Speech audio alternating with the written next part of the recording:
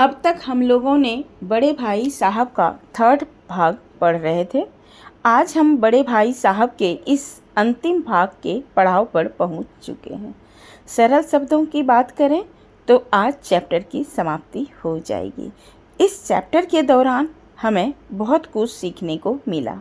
जिम्मेदारी, अनुभव और अनुशासन और प्रेम। पिछले क्लास में दादा और अम्मा का उदाहरण देते हुए समझाया था बड़े भाई साहब ने, लेकिन आज की पैराग्राफ हमें क्या बताती है, आइए देख लेते हैं। इससे पहले कि क्लास को आगे बढ़ाएं और सबसे पहले पैराग्राफ को रीड कर लेते हैं। यह पैराग्राफ हमें यह बताती है कि दैव ना करे आज मैं बीमार हो जाऊं तो तुम्हारे हाथ पांव फूल जाएंगे। दैव का मतलब होता है देवता, लेकिन इस सेंटेंस में देवता नहीं होगा। तो कह रहा है भगवान न करे आज मैं बीमार हो जाऊं तो तुम्हारे हाथ पांव फूल जाएंगे। हाथ पांव फूलना का मुहावरा है, जिसका अर्थ होता है डर जाना, घबरा जाना। तो यहाँ कह रहे हैं कि भगवान न करे आज मैं बीमार हो जाऊं तो तुम्हारे हाथ पांव फूल जाएंगे, यानी तुम घबरा जाओगे या डर जाओगे। दादा को तार देने के सिवा तुम्हें और कुछ ना सूझेगा। जैसा कि जानते हैं दोनों भाई हॉस्टल में रहते थे और दादा के खर्च से पढ़ रहे थे, और दादा जब पैसे भेजते थे तो बहुत कंजूसी करके दोनों भाई पढ़ रहे थे, क्योंकि इनके पेरेंट्स नहीं थे। तो कह रहे हैं कि अगर मैं बीमार पड़ जाऊं तो दादा को तार देने के सिवा तुझे कुछ नहीं सूझेगा, कुछ नहीं समझ में आएगा। क्या तार क्या है? ये तार जो टेलीग्राम चैनल होते हैं ना, तो पहले जब होता था ना तो तार के द्वारा ही इसे कोई भी संदेश या कोई भी पोस्ट ऑफिस के द्वारा, डाकघर के द्वारा इसे भेजा जाता था। संदेश पुराने ज़माने में टेलीग्राम के ही द्वारा संदेश भेजा जाता था। तो वही कह रहा है कि अगर मैं आज भगवान न करे कि मैं बीमार हो जाऊं तो तुम डर जाओगे, घबरा जाओगे, और दादा को तुम्हें कोई संदेश देने के सिवा और कुछ तुम्हें नहीं दिखेगा। लेकिन तुम्हारी जगह दादा हो तो किसी को तार ना दें, ना घबराएं, ना बदहवास हों। तो बदहवास का मतलब होता है घबरा जाना, बौखलाया हुआ, जैसे उसकी हालत मतलब बहुत होशो हवास नहीं रहना। तो वही कह रहा है किसी को तार ना देना, ना घबराना और ना बौखलाना। पहले खुद मर्ज पहचान कर इलाज कराएंगे। पहले खुद मर्ज मतलब बीमारी का खुद ही बीमार को जानना कि हमें कौन सी बीमारी हुई है, उसका इलाज कर लेंगे, तब दादा को तार देना।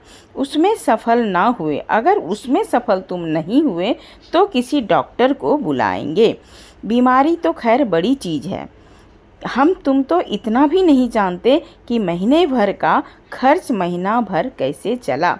कह रहे हैं बीमारी तो खैर बड़ी चीज़ होती है, लेकिन हम तुम में कौन? बड़े भाई साहब और छोटे भाई साहब को इतना भी नहीं पता है कि महीने भर का खर्च महीने भर कैसे चलता है। यानी महीने भर का प्रत्येक महीने में जो दादाजी भेजते थे दोनों का खर्च, उसमें कह रहा है कि महीने भर कितना खर्च होता है और कितना कैसे घर मेरा चलता है, उसे तो कुछ पता ही नहीं चलता। जो कुछ दादा भेजते हैं हम उसमें 20-22 तक खर्च कर डालते हैं। 20-22 यहाँ रुपये का जिक्र नहीं किया है, यहाँ सिर्फ 20-22 का जिक्र किया है। अब 1000 है कि 20-22 100 है, पता नहीं, पता चल जाएगा। तक खर्च कर डालते हैं और फिर पैसे का मोहताज हो जाते हैं। मोहताज का मतलब दूसरे पर आश्रित होना, निर्भर होना। तो जितना दादाजी भेजते थे उसमें से 20-22 इन दोनों भाइयों ने खर्च कर डालते थे, और जितना नहीं भी होता था तो एक दूसरे पे निर्भर होता है। निर्भर इंसान तब होता है, चाहे तो अगर आपको खर्च ज़्यादा है, उतने से पैसे से नहीं हुए, तो आप क्या करते हैं? एक दूसरे से कर्ज लेते हैं और उसको पैसे बाद में दे देते हैं। तो एक दूसरे पर निर्भर हो जाना, इसका मतलब है मोहताज का मतलब है। नाश्ता बंद हो जाता है, उतने से इसका मतलब है कि दादाजी जितना पैसे भेजते थे उतना से पैसे से ये दोनों का घर खर्च नहीं चलता था। कई बार तो ब्रेकफास्ट इसके पास होते नहीं थे, ख़त्म हो जाती थी। वही कह रहा है नाश्ता बंद हो जाता था। धोबी और नाई से मुँह चुराने लगते थे। हॉस्टल में रहते थे, हॉस्टल में ये सब खर्च होते ही होते हैं, धोबी को दो, नाई को दो, ब्रेकफास्ट को दो, लंच का दो, है कि नहीं। अगर हो सकता है पुराने ज़माने के हैं तो मैस भी नहीं चलता होगा, तो अलग से नाश्ता करना पड़ता होगा इन लोगों को। तो वही कह रहा है, धोबी और नाई से मुंह चुराने लगते थे। मुंह चुराना मतलब मुंह छिपाना, क्योंकि उनके पैसे हो जाते होंगे और उनके पैसे नहीं देने के लिए उनके पास पैसे नहीं होते थे, तो मुंह छिपा कर चलते थे। ठीक है, लेकिन जितना आज हम और तुम खर्च कर रहे हैं उसके आधे में दादा ने अपनी उम्र का बड़ा भाग इज्जत और नेक नामी के साथ निभाया है और कुटुंब का पालन किया है। वाह, वेरी गुड। कह रहे हैं लेकिन जितना आज हम और तुम खर्च कर रहे हैं, यानी लगता है दोनों भाई मिलकर बहुत ज़्यादा खर्च कर रहे थे। हालांकि इसमें बड़े भाई तो थोड़ा सा कम भी करते थे, लेकिन छोटे भाई जो थे भाई साहब वो खर्चीले नज़र आ रहे थे पूरी चैप्टर के दौरान। तो कह रहे हैं उसके आधे में दादा ने अपनी उम्र में, जब दादा अपनी उम्र में थे तो अपनी भाग का इज्जत क्या होता है, सम्मान प्रतिष्ठा और नेक नामी के साथ निभाया। अपनी इज्जत सम्मान प्रतिष्ठा के साथ साथ नेक मतलब होता है अच्छा, नामी होता है मतलब मशहूर, यानी अच्छे प्रतिष्ठा के साथ उन्होंने दादाजी निभाए थे। तब के ज़माने में दादा दादी क्या करते थे, घर खर्च भी निकाल लेते थे, बाहर भेज भी देते थे और आए गए मेहमान को भी अच्छे से निभाते थे। अब की खर्च ज़्यादा बढ़ गई तो वो होता ही नहीं है, राइट।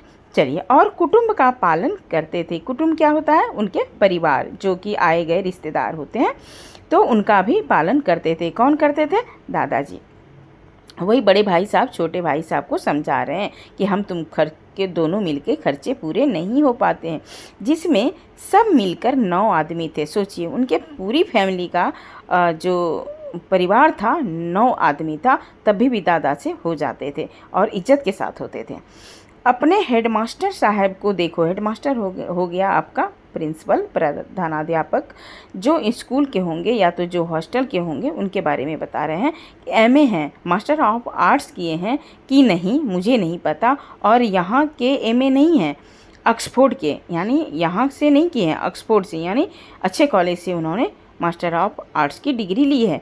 1000 रुपये पाते हैं, यानी सोचिए उनको उनकी सैलरी बता रहे हैं कि उनको 1000 मिलते हैं, किनको, हेडमास्टर साहब को। लेकिन उनके घर का इंतज़ाम कौन करता है, उनकी बूढ़ी माँ। तो कह रहे हैं कि उनको 1000 मिलता है, लेकिन उनकी बूढ़ी माँ अच्छे से उनका घर खर्च कर लेते हैं। हेडमास्टर साहब को डिग्री यहाँ बेकार हो गई। वो कह रहे हैं कि हेडमास्टर साहब की डिग्री यहाँ बेकार हो गई। पहले खुद घर का इंतज़ाम करते थे, कह रहा है खर्च पूरा ना पड़ता था, कर्जदार रहते थे, यानी इतना, जब उनकी माँ पूरा प्रबंध करती थी तो उनसे पहले हेडमास्टर साहब से खर्च पूरा भी नहीं पड़ता था और वो भी कर्जदार हो जाते थे, यानी दूसरे का कर्ज लेके काम करते थे। कौन, हेडमास्टर साहब। जब से उनकी माताजी ने प्रबंध मैनेजमेंट अपने हाथों में ले लिया तो जैसे घर में लक्ष्मी आ गई। तो वो कह रहे हैं जब से उनके हेडमास्टर साहब के माताजी ने मैनेजमेंट करना अपने हाथ में ले लिया, यानी सब घर खर्च चलाना शुरू कर दी माताजी ने, तो उनके घर में मानो ऐसा लक्ष्मी आ गया। लक्ष्मी आना का मतलब होता है बरकत आना, यानी धन की वर्षा होना शुरू हो गई, यानी पैसे बचने लगे और घर भी अच्छे से चलने लगे। तो भाईजान यह गरुड़ दिल से निकाल दो। गरुड़ का मतलब होता है यहाँ पर घमंड। बड़े भाई साहब कह रहे हैं छोटे भाई साहब को कि भाईजान यह घमंड जो है दिल से निकाल डालो कि तुम मेरे समीप आ गए, यानी तुम मेरे नज़दीक आ गए हो और अब स्वतंत्र हो, यानी आज़ाद हो जाओ और फ्रीडम में रहो। मेरे देखते तुम बेराह ना चल पाओगे। बेराह मतलब गलत रास्ते से। तो मेरे देखते यानी मेरे रहते हुए होते हुए भी तुम जो है गलत रास्ते से तुम नहीं चल पाओगे। अगर तुम यूं ना मानोगे तो मैं थप्पड़ दिखाकर, यानी थप्पड़ दिखाते हुए मारा नहीं है लेकिन थप्पड़ दिखाते हुए इसका प्रयोग किया है कि अगर तुम यूं ना मानोगे तो मैं थप्पड़ दिखाकर इसका प्रयोग भी कर सकता हूँ, यानी थप्पड़ भी लगा सकता हूँ। मारा नहीं है लेकिन लगा सकता हूँ। मैं जानता हूँ कि तुम्हें मेरी बात जहर लग रही है। जहर मतलब यहाँ जहर नहीं है, कहने का मतलब है कि मुझे पता है कि तुमको हम जितनी बातें बोल रहे हैं ना वो तुमको गलत लग रहा होगा।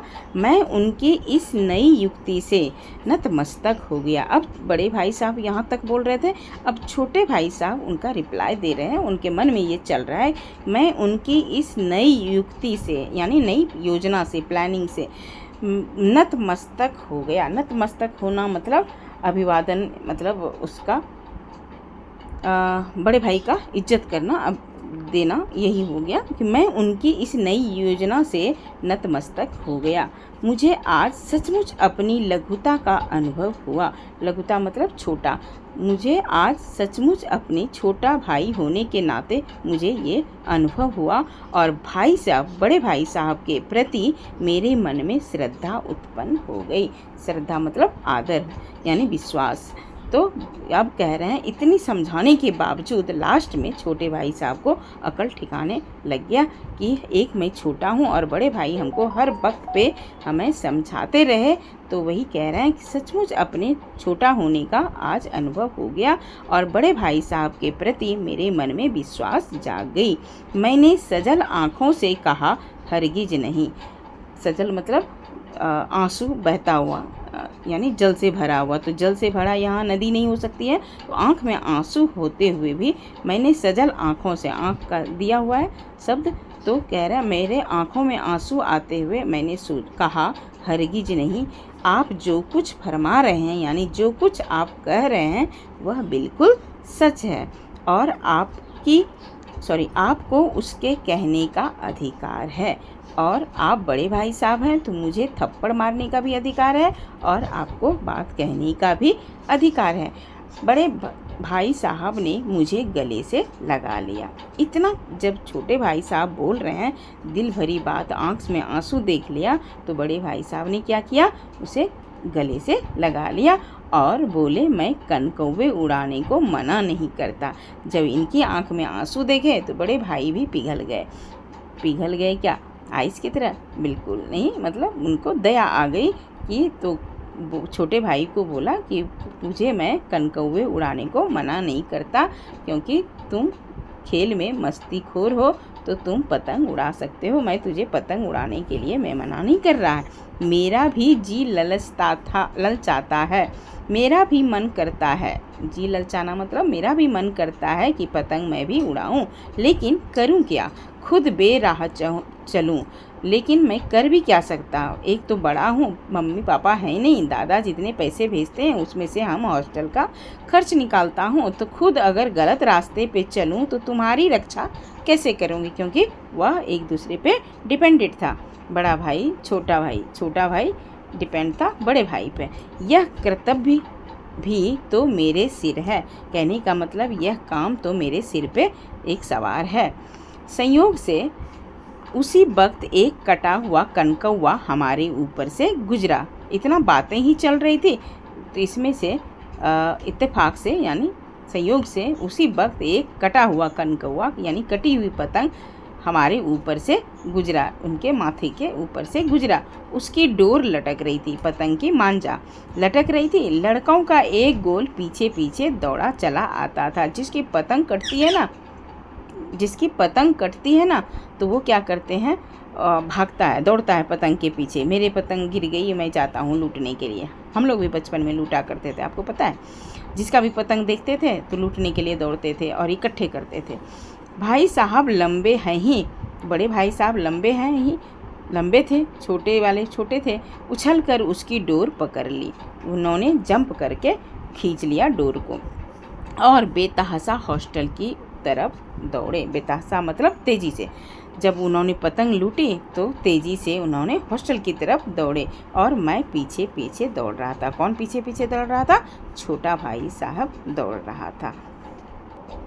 तो चलिए, आज पूरी चैप्टर ख़त्म हो गई है और इस पैराग्राफ में यही बताया है कि पिछले में दादा और अम्मा का उदाहरण दिया था और आज जो है एक हेडमास्टर और उनकी बूढ़ी माता ने पैसों के लेके कैसे मैनेजमेंट किया है, कैसे घर खर्च चलाता था, कैसे किरदार पहले था अब नहीं हो रहा है, उसका एग्जाम्पल देते हुए इन्होंने इस चैप्टर में समझाया है। तो चलिए और अधिक जानने के लिए आइए इसे हम संक्षेप में देख लेते हैं। संक्षेप में हम यह कह सकते हैं कि बड़े भाई साहब कहते हैं कि यदि तुम बीमार पड़ जाओगे तो डर जाओगे, घबरा जाओगे, तुरंत दादाजी को तार भेजोगे, लेकिन दादाजी पहले से समझदारी से बीमारी के कारण के बारे में जानेंगे, इलाज करेंगे और आवश्यकता पड़ने पर भी ही डॉक्टर को भी बुला सकते हैं। इससे पता चलता है कि अनुभव किताबों से भी बड़ा होता है, राइट। फिर भी वे घर के खर्च का उदाहरण देते हुए कहते हैं, हम दोनों महीने का पैसा जल्दी खर्च कर देते हैं, जबकि दादाजी कम पैसों में पूरे परिवार का प्रतिष्ठा के साथ सम्मानपूर्वक के साथ पालन पोषण कर लेते थे। इससे हमको यह सीख मिलती है कि पैसों का सही प्रबंधन करना बहुत ज़रूरी है। इसके बाद हेडमास्टर साहब का उदाहरण देते हुए वो बताए हैं कि वे पढ़े लिखे एमए थे, लेकिन घर का अच्छा प्रबंध उनकी बूढ़ी माँ करती थी। इससे स्पष्ट होता है कि केवल डिग्री ही पर्याप्त नहीं होती है, व्यवहारिक ज्ञान और अनुभव भी आवश्यक होनी चाहिए। बड़े भाई साहब छोटे भाई साहब से कहते हैं कि यह मत समझो कि अब तुम मेरे बराबर आ गए हो और जो चाहे तुम कर सकते हो। उनको एक थप्पड़ दिखाते हुए कहते हैं कि जब तक मैं हूँ ना, तुम गलत रास्ते पर नहीं जाने दूंगा। अगर यदि ज़रूरत पड़ी तो मैं डांटूंगा भी और मारूंगा भी, क्योंकि तुम्हें सही रास्ता दिखाना मेरा कर्तव्य है। छोटा भाई उनकी बातें सुनकर समझ जाता है कि बड़े भाई साहब जो भी कह रहे हैं सही कह रहे हैं। उसे अपनी गलती का एहसास होता है और उसके मन में बड़े भाई के प्रति और उनकी श्रद्धा या सम्मान आदर बढ़ जाती है। वह कहता है कि आपको मुझे समझाने का पूरा अधिकार है। तो अंत में बड़े भाई साहब छोटे भाई को गले लगा लेते हैं और कहते हैं कि उनका भी पतंग उड़ाने का मन तो करता है, लेकिन छोटे भाई की जिम्मेदारी के कारण वे ऐसा नहीं कर पाते हैं। तभी एक कटी हुई पतंग उनके ऊपर से गुजरती है। बड़े भाई साहब खुद उसकी डोर पकड़कर बच्चों की तरह उसके पीछे दौड़ पड़ते हैं और छोटा भाई उनके पीछे दौड़ पड़ते हैं। तो इस प्रसंग से यानी इस पैराग्राफ से हमें यह शिक्षा मिलती है कि बड़ों का अनुभव, अनुशासन और जिम्मेदारी जीवन में बहुत ही महत्वपूर्ण है। सिर्फ डिग्री लेना ही हासिल करना बहुत बड़ी बात नहीं होती है। साथ ही बड़े भाई की डांट के पीछे प्रेम और स्नेह छिपा हुआ है। कहानी का अंत यह भी बताता है कि चाहे कोई कितना भी गंभीर क्यों न हो, चाहे कोई भी कितना भी क्यों न बड़ा हो, उसके भीतर का बचपन कभी पूरी तरह समाप्त नहीं होता है। जैसा कि बड़े भाई साहब ने लास्ट में जिक्र किया कि तो मेरा भी मन करता है पतंग उड़ाऊं, लेकिन तुम्हारी जिम्मेदारी जो मेरे ऊपर है। तो क्लियर है, समझ में आ गई होगी समझ सबको। आज हमने बड़े भाई साहब का पूरा अध्याय पूरा किया है और इस कहानी से हमें यही सीखने को मिली है। हमें अनुशासन, अनुभव, जिम्मेदारी और बड़ों का सम्मान करने की प्रेरणा भी मिली है और हमें बड़ों का आदर करना चाहिए पढ़ाई के साथ साथ। ठीक है, तो चलिए आज की क्लास मैं यहीं ख़त्म करती हूँ। मिलती हूँ आप सभी से नेक्स्ट क्लास में। तब तक के लिए take care and bye bye.